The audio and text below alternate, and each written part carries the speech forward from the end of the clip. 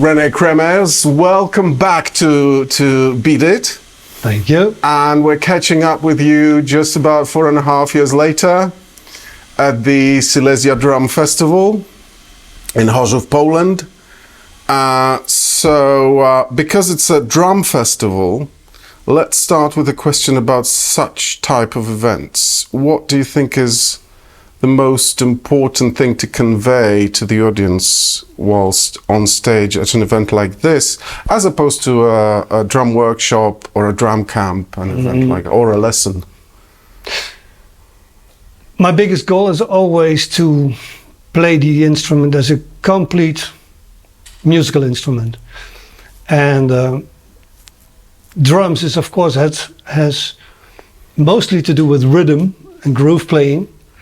But I also like to present it as a musical and melodic and even harmonic instrument. So I've been working lately, the last 10 years probably, on getting melody and harmony more into my playing. And hopefully this afternoon I will be able to show that to the people, because I think melodically, I think harmonically. Besides rhythmically, of course. And that's my biggest goal always, because I like the instrument because of its borders. It is a rhythmical instrument, but when you play melodic on it, it's a new sound, it's a new atmosphere, a new vibe. And that's what I want to show the people. Okay, the problem of becoming a better drummer, improving one's playing, what do you think are the most important factors? I think technically there are lots of things that you can do, and everybody knows what you can do. You can find a teacher, you can buy books, you can watch videos, and it's very obvious what you have to do all the time, because you can compare yourself to what you have seen. But there is another thing, that is music, and it has more to do with feeling and listening. And the more you hear, the more you listen, the more you hear, the more ideas you might have. But ideas you can develop by listening a lot to other musicians, bands, different music styles, become more aware of what is there, and then develop your own style of it. So I think listening is a very big thing. And the technical part has often to do with movement, because when you don't move well, it's hard to get things done. Okay, so the last thing, since you say your approach to drumming and the drums is also melodic, and there's other ways to approach it than just the rhythm. Yeah.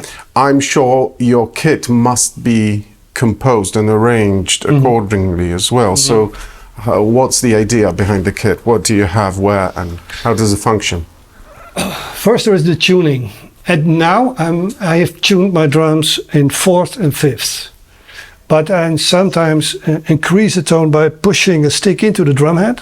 Then I can put it up to a 6th or a 5th.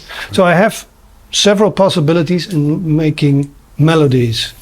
Also the snare drum is involved, so I have 4 drums, but I have 7 possibilities, because I can increase the tones. And usually I study on that a lot, and till one of a sudden there is a kind of a melody, and that's the beginning of my new piece. And a song with a melody needs a groove, of course. So I want to combine groove and melody and then build it up. So the tuning is an important thing, but also my cymbals. I have a dark china with sizzles, which is the dark sound. I have a high energy crash cymbal, and I have now at this moment I make use of a stack cymbal, a big one, which sounds really what's the word? Not beautiful. Nasty? Ugly, nasty. Thank you, sorry. But trash can kind of trash, sound. That's the word. But I have big differences in the sounds of the cymbals, and there also is a chime, a sound chime, and chimes like you know, from the and the percussionists, the bell trees. Such kinds of things I use. So there are some sounds that were really nice hi-fi sounds, and other are trashy. And those are all pasties still, right? Yeah, I'm a pasty endorser, and I love them really. And the drums are still Sonar. Sonar, and the drummers are Remo, Okay, and the sticks? and the sticks are Agner, Okay. and the microphones, when I use them, are biodynamic. Yeah. Okay.